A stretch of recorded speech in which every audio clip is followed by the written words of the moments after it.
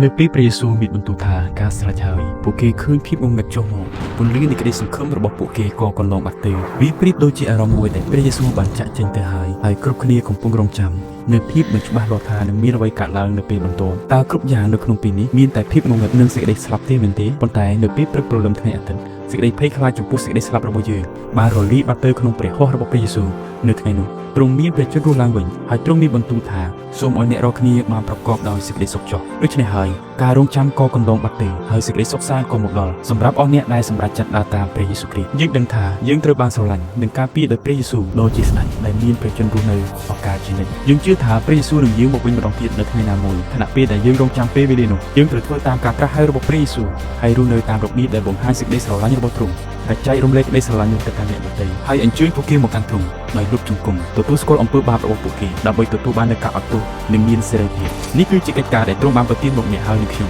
មនុស្សជាច្រើនកំពុងរងចាំប៉ុន្តែពួកគេមិនដឹងថាពួកគេកំពុងរងចាំអ្វីនោះទេពួកគេមានអារម្មណ៍ថាបាត់បង់អ្វីមួយនៅក្នុងជីវិតរបស់ពួកគេហើយកំពុងស្វែងរកចម្លើយប៉ុន្តែពួកគេមិនប្រកាសថានឹងត្រូវរកអ្វីទេខណៈពេលដែលពួកគេកំពុងរងចាំក្តីសង្ឃឹមនឹងមកដល់ជួយយើងចែករំលែកដំណឹងល្អរបស់ព្រះយេស៊ូវជាមួយពួកគេហើយជួយពួកគេឲ្យរកឃើញនូវក្តីសង្ឃឹមដែលនាំមកនូវជីវិតថ្មី